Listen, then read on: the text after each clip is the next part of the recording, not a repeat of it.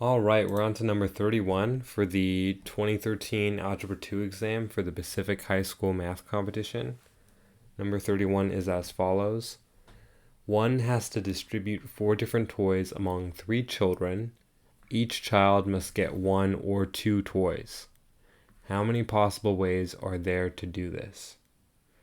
Okay, so first, let's let's come up with some names for the children. Okay, I'm going to use my pet names. I have 2 cats and a dog. The cats' names are Kai and Tora, and my dog's name is Mila. Okay, so now we have 3 kids, or pets you could say, and there are 4 toys to be split. And let's call these toys A, B, C, and D. These are the 4 toys to get split between Kai, Tora, and Mila. Alright? So let's look at the language of the question. There are 4 toys to be distributed among 3 children. Each child must get 1 or 2 toys. Okay, so 1 or 2 toys, that means since there are 4 toys here, that means one child is going to get 2 toys while the other 2 get 1.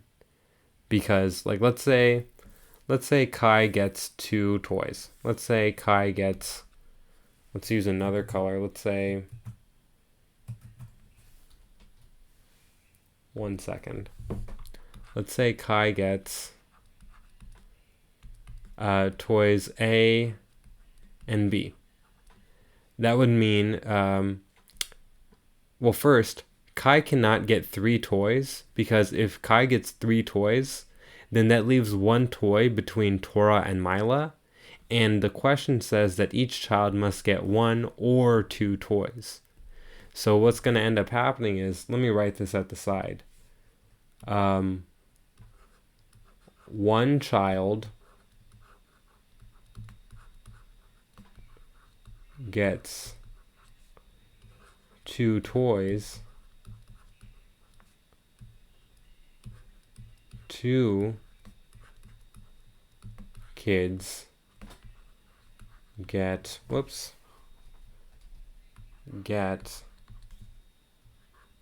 1 toy each. Okay? Because this has to be the case because each child must get at least 1 toy. And since there are only 4 toys and three kids, 1 kid gets 2 toys. All right. Okay. With that in mind, let's come up with sort of I guess you can call them cases. Let me erase that so I can have more room. All right. So let's say the case is new color. Kai gets 2 toys. Okay? Kai gets 2 toys. One of them has to get 2 toys. Let's just say Kai gets 2 toys. Okay? What 2 toys can Kai get? Let's break this down into cases. He can get A and B. He can get A and C. He can get A and D. He could also get B and C, B and D, and C and D. Those are all of the combinations of 2 toys from this 4 toy list. He can get A and B, A and C, A and D, or one of those 3, or B, C, or B, D, or C, D. Those are Kai's options when he has 2 toys. And we can count 1, 2, 3, 4, 5, 6. He has 6 options. Let's do this in a new color. There are 6 possibilities here. This is an important number to keep track of. Okay, so when Kai has 2 toys and he has 6 options for those 2 toys, Tora and Mila they're only left with one toy. Okay? So, depending on what Kai picks, okay, let's look at a case. Let's say Kai picks A and B. Okay, let's say let's use a new color. Should I use white? Let's use dark blue. Let's say there's the case of Kai picking A and B. That would mean Torah and Mila have between C and D, have between C and D, and it can either be Torah gets C and Mila gets D, or vice versa. It can be Torah gets D and Mila gets C. That's a little hairy, but I think the point is clear.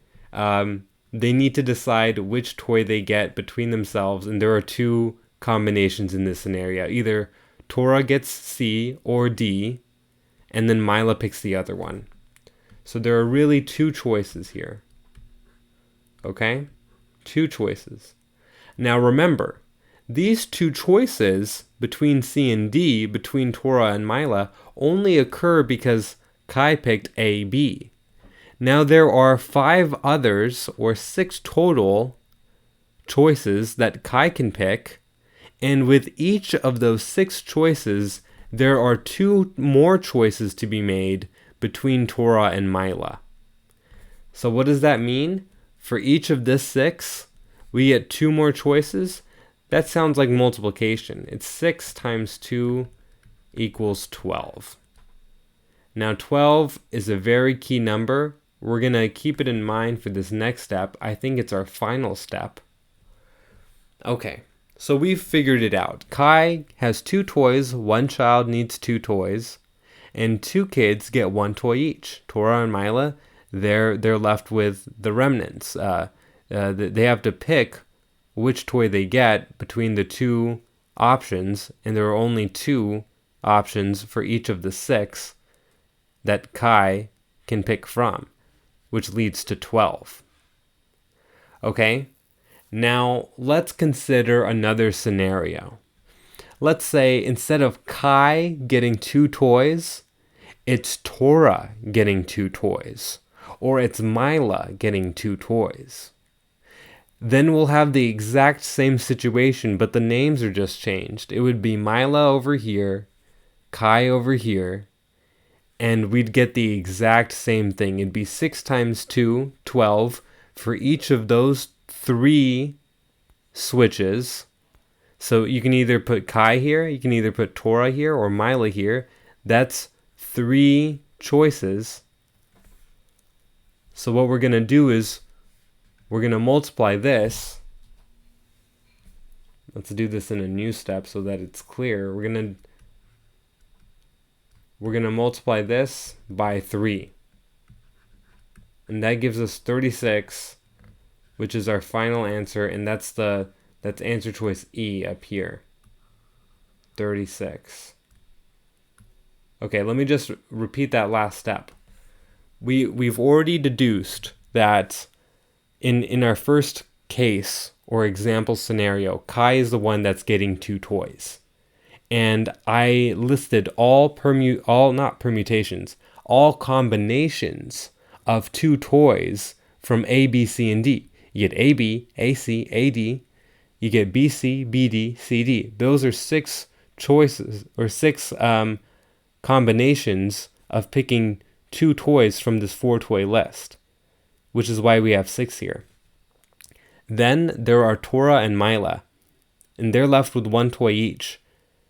Now C can go to Torah and D can go to Mila, or the other way around. Torah can get D and Mila can get C.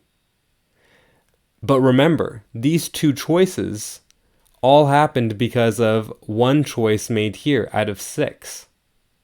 So, like, let's say it's AC over here. That would mean we get B and D over here, and that's a totally different toy distribution, which is why we multiply 6 by 2 to get 12. And then finally, the choice I made to give Kai 2 toys in the beginning was arbitrary. It was just one example.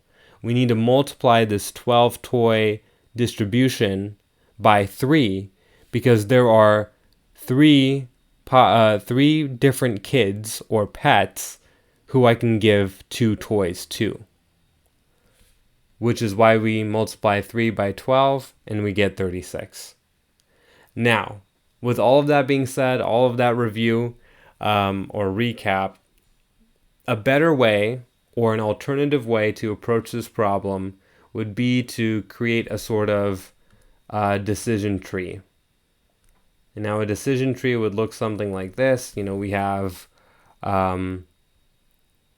like 2 toys, and then there's Kai, Torah, Mila, and then, you know, how many, and then you'd create like a little subtitle to each. You get, you know, there's 6, and there's 6 combinations, and there's 6. This is messy, I apologize. And then to each of these 2 toy alternatives, there are really two alternatives. You know, there can be Mila gets the first pick or gets one of them, and then Torah gets the other, or the other way around. So you can really just view it as the remainder is depending on the 1, there's 2 left. So then that's 6 times 12, 6 times 12, 6 times 2, 6 times 2, 6 times 2. That's 12, 12, 12, 12, 24, 36. Okay. I'm just showing you, I wasn't very clear or thorough on this part because hopefully this explanation up here made more sense. But I just wanted to show you that in case you go to your algebra teacher or your friend that really knows algebra and they solve it this way, I just wanted to show you that this is another perhaps simpler way of explaining the problem. But this explanation up here that I did, this one, it makes more sense to a wider audience. Like if I was in elementary school and I just happened to click on this video, I think an elementary schooler could roughly understand the reasoning here. But as soon as you start getting into this diagram of a decision tree, then it gets a little bit more confusing, and it I think you start losing more people. Although it does seem like the simpler way to explain this problem.